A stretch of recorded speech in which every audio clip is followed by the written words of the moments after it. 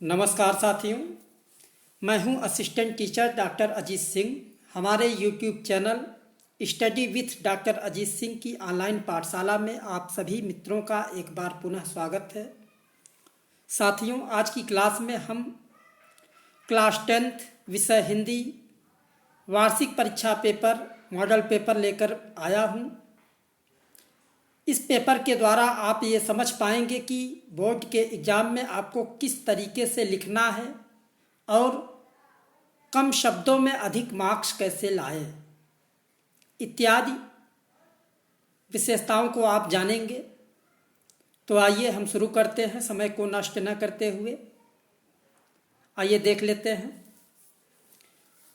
सबसे पहले आपको ये ध्यान देना होगा कि आपके पास जो टोटल समय होता है वह 3 घंटे 15 मिनट और पूर्णांक आपका 70 अंकों का होता है।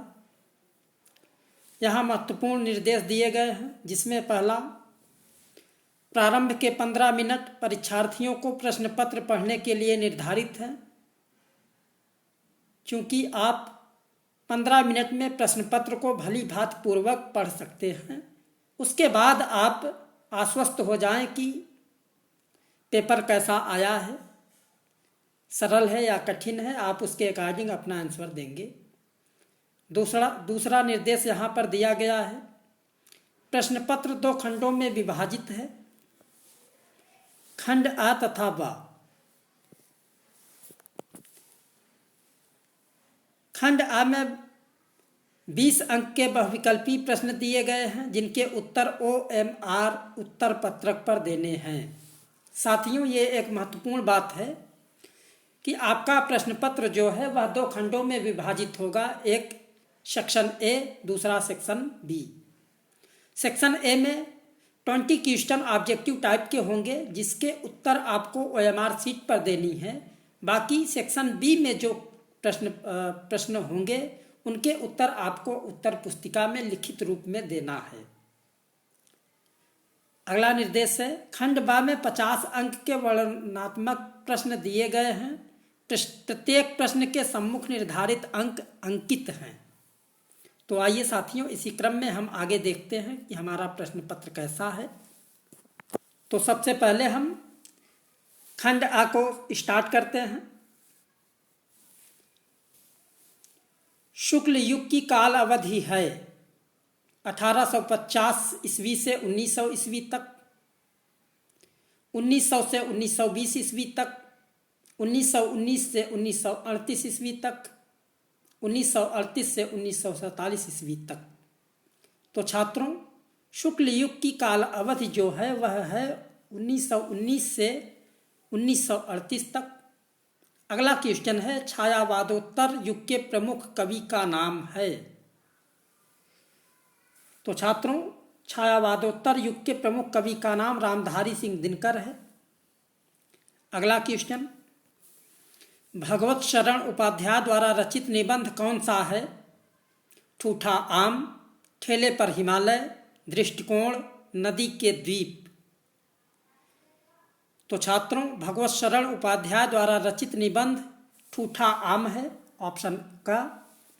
नेक्स्ट, रस मीमांसा के लेखक हैं। तो छात्रों, रस मीमांसा के लेखक आचार्य रामचंद्र शुक्ल जी हैं। नेक्स्ट, शुक्ल युग के प्रमुख इतिहासकार हैं। तो छात्रों, शुक्ल युग के प्रमुख इतिहासकार बाबू गुलाब राय जी हैं। नेक्स्ट, निम्न में से आधुनिक काल की विशेषताएं कौन सी है? तो छात्रों, आधुनिक काल की विशेषताएं विकल्प का और खा दोनों सही है, अर्थात जीवन के यथार्थ की प्रधानता और दूसरा बौद्धिकता की प्रधानता। इसलिए इसका विकल्प ग सही हो जाएगा, विकल्प का और खा दोनों। नेक्स्ट, अगला प्रश्न है, साकेत महाकाव्य की रचना किसने की? तो साथियों, साकेत महाकाव्य की रचना मैथिली शरण गुप्त जी ने की, ऑप्शन का। अगला प्रश्न है, प्रगतिवादी युग की 2 प्रवृत्तियां या विशेषताएं कौन सी हैं? तो छात्रों, प्रगतिवादी युग की दो प्रवृत्तियां या विशेषताएं मानवतावादी प्रवृत्ति और विद्रोह एवं क्रांति की भावना उपर्युक्त ये दोनों हैं, इसलिए इसका ग और घ दोनों सही हो जाएगा। नेक्स्ट, निम्न में से रीतिकाल के प्रमुख दो कवि कौन से हैं? तो छात्रों, रीतिकाल के दो कवि पद्माकर और बिहारी दोनों हैं, इसलिए विकल्प इसका ग सही हो जाएगा, विकल्प क व ख दोनों। नेक्स्ट, अगला प्रश्न है ललित ललाम के रचयिता हैं? तो साथियों, ललित ललाम के रचयिता मतीराम जी हैं, विकल्प ख। नेक्स्ट, ललित ललाम के रचयिता हैं? तो साथियों, ललित ललाम के रचयिता मतीराम जी हैं।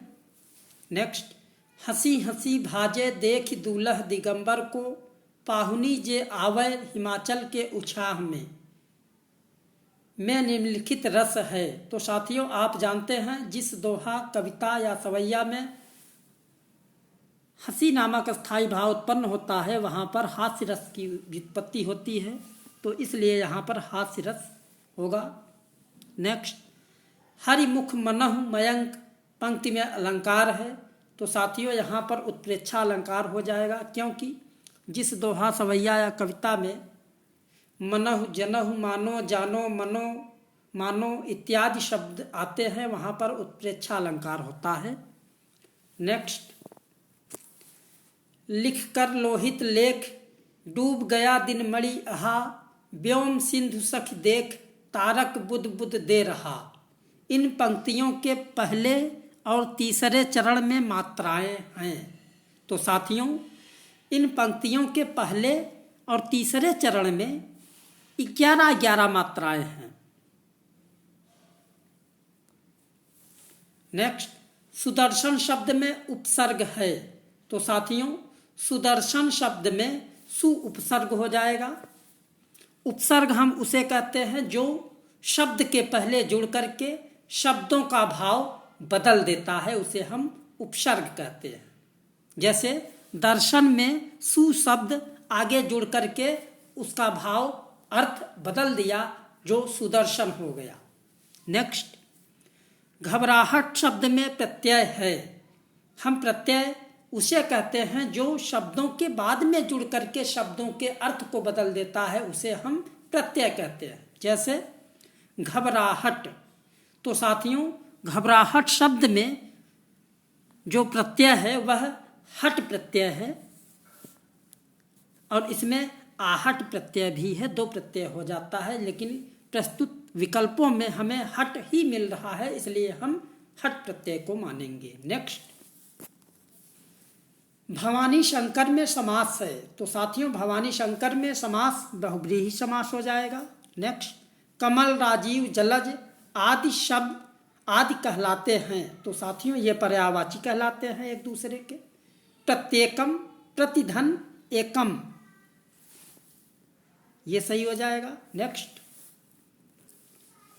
मधुषु रूप है मधु शब्द का, तो साथियों मधुषु जो रूप है मधु शब्द का, यह सप्तमी विभक्ति बहुवचन का रूप है। नेक्स्ट, हसेयुः रूप है हस धातु का, तो साथियों ये विधिलिंग लकार प्रथम पुरुष बहुवचन का है। नेक्स्ट, इस प्रकार से साथियों हमने खंड का को पूरा किया। अब खंड खा जो है वह लिखित रूप में आपको अपनी पुस्तिका में लिखना है। इन प्रश्नों का उत्तर आपको अपनी पुस्तिका में लिखना है। नेक्स्ट, तो साथियों 21वां प्रश्न है, खंड बा से निम्नलिखित गद्यांशों में से किसी एक के नीचे दिए गए प्रश्नों के उत्तर लिखिए। तो साथियों यहाँ पर दो गद्यांश दिए गए हैं, क और दूसरा ख। गद्यांश दे करके नीचे कुछ प्रश्न दिए गए होते हैं, उन्हीं प्रश्नों का आपको उत्तर देना है। आप चाहें तो चाहे इसका आप उत्तर दीजिए, चाहे आप इसका उत्तर दीजिए। तो किसी एक गद्यांश में से आपको एक ही करना है। तो साथियों, इस प्रकार से आप देख सकते हैं कि पहला नंबर आप पूरा पैराग्राफ को पढ़ेंगे, फिर आप ये समझने का प्रयास करेंगे कि प्रस्तुत गद्यांश किस चैप्टर से लिया गया है और उसके लेखक कौन हैं, और आपको इन्हीं प्रश्नों का उत्तर देना है। अब यहाँ पर पूछा जा रहा है कि प्रस्तुत गद्यांश का संदर्भ लिखिए, तो आपको संदर्भ लिख देना है। गद्यांश के रेखांकित अंश की व्याख्या कीजिए। ये जो रेखांकित किए गए हैं पैराग्राफ, उसकी आपको व्याख्या करनी है। और तीसरा क्वेश्चन आपसे पूछा जा रहा है, क्रांति के लिए बापू ने किसका सहारा लिया था? तो आपको इसी में से खोज के इसका उत्तर दे देना है। इसी प्रकार से आगे अगला प्रश्न है, निम्नलिखित पद्यांशों में से किसी एक के नीचे दिए गए प्रश्नों के उत्तर लिखिए। तो यहाँ पर दो पद्यांश दिए गए हैं, आपको इसमें से किसी एक का उत्तर देना है। तो आइए देख लेते हैं। हम इसका उत्तर लिखते हैं।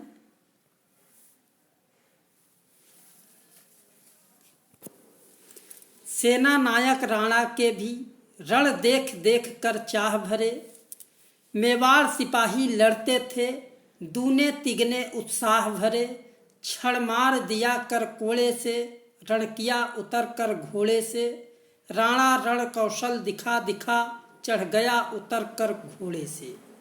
तो छात्रों, इस सवैया का आपको उत्तर देना है। तो साथियों, यहाँ पर पहला क्वेश्चन है, प्रस्तुत पद्यांश की ससंदर्भ हिंदी में व्याख्या कीजिए तथा काव्य सौंदर्य भी स्पष्ट कीजिए। तो साथियों, इसमें आपको लिखना है, प्रस्तुत पद्यांश हमारी पाठ्यपुस्तक हिंदी काव्य खंड के में संकलित कवि श्याम नारायण पांडे द्वारा रचित हल्दी घाटी शीर्षक से लिया गया है, जिसके रचयिता कवि श्याम नारायण पांडे जी हैं। आपको संदर्भ में ऐसे लिख देना है। और दूसरा क्वेश्चन इसमें दिख रहा है, क्षण मार दिया कर कोड़े से पंक्ति में निहित भाव स्पष्ट कीजिए। तो आपको इसमें निहित भाव स्पष्ट करना है। फिर अगला प्रश्न आपसे पूछा जा रहा है, राणा रण कौशल में कौन सा अलंकार प्रयुक्त हुआ है? तो साथियों, राणा रण कौशल में कौन सा अलंकार प्रयुक्त हुआ है, आपको इसको लिख देना है। नेक्स्ट, निम्नलिखित लेखकों में से किसी एक लेखक का जीवन परिचय दीजिए तथा उनकी किसी एक प्रमुख रचना के नाम लिखिए। तो साथियों, क्वेश्चन नंबर 23, जिसमें आपको किसी एक लेखक का जीवन परिचय लिखना है। फिर अगला है, निम्नलिखित कवियों में से किसी एक कवि का जीवन परिचय दीजिए तथा उनकी किसी एक प्रमुख रचना का नाम लिखिए। आप सूरदास, सुभद्रा कुमारी चौहान, सुमित्रा नंदन पंत, किसी का भी लिख सकते हैं। नेक्स्ट, निम्नलिखित संस्कृत गद्यांशों में से किसी एक का ससंदर्भ सहित हिंदी में अनुवाद कीजिए। तो आपको इसमें से किसी एक का संदर्भ सहित अनुवाद करना है। नेक्स्ट, अगला, निम्नलिखित संस्कृत पद्यांशों में से किसी एक का संदर्भ सहित हिंदी में अनुवाद कीजिए। सर्वे भवन्तु सुखिनः, सर्वे सन्तु निरामयाः, सर्वे भद्राणि पश्यन्तु माँ कश्चित् दुख भाग भवेत्। तो या तो आप इसे या इसे किसी एक का हिंदी में अनुवाद करना है। अगला, अपनी पाठ्यपुस्तक के संस्कृत खंड से कंठस्थ किया हुआ कोई एक श्लोक लिखिए जो इस प्रश्न पत्र में ना आया हो। तो साथियों, कम से कम आप 3 श्लोक याद करके जरूर रखें, जो प्रश्न पत्र में न आए वही लिख देना है। नेक्स्ट, निम्नलिखित में से किन्हीं 2 प्रश्नों का उत्तर संस्कृत में लिखिए। तो साथियों, इसमें से किसी 2 का आपको उत्तर संस्कृत में लिखना है। नेक्स्ट, निम्नलिखित विषयों में से किसी एक विषय पर निबंध लिखिए। निबंध बहुत इम्पॉर्टेंट होता है। आपको निबंध लिखने की एक अच्छी कला का विकास करना होगा, जिससे कि कम शब्दों में आप कैसे अधिक मार्क्स प्राप्त कर सकते हैं। तो आप इसमें से किसी एक विषय पर निबंध लिखेंगे। यहाँ पर दिया गया है छात्रों के लिए पुस्तकालय की उपयोगिता। कहने का मतलब ये है कि एक विद्यार्थी जीवन में पुस्तकालय की क्या उपयोगिता होती है, इस बात को आपको दर्शाना है। फिर विज्ञान वरदान या अभिशाप। विज्ञान आधुनिक जीवन में वरदान के रूप में साबित हुआ है या एक अभिशाप के रूप में, आपको इस बात को सिद्ध करना है। अगला वन महोत्सव, जब हम वन महोत्सव मनाते हैं उसके बारे में आपको लिखना है। फिर योग शिक्षा आवश्यकता और उपयोगिता। वर्तमान समसामयिक परिदृश्यों में योग शिक्षा की क्या आवश्यकता और उपयोगिता है, इस बात को आपको लिखना है। फिर अगला है बेटी बचाओ बेटी पढ़ाओ। तो साथियों, आप इन निबंधों में से किसी एक निबंध को लिख सकते हैं। अगला, स्वपठित खंड काव्य के आधार पर निम्नलिखित प्रश्नों में से किसी एक खंड के प्रश्नों के उत्तर लिखिए। तो आपने जो खंड काव्य पढ़ के आए हैं उसमें से किसी एक प्रश्नों का उत्तर आपको देना है। तो इस तरीके से आप परीक्षा की तैयारी कर सकते हैं और कम समय में अधिक मार्क्स हासिल कर सकते हैं। और अगर लिखने की अच्छी कला आपके पास है तो कम शब्द लिखकर भी आप अच्छे मार्क्स प्राप्त कर सकते हैं।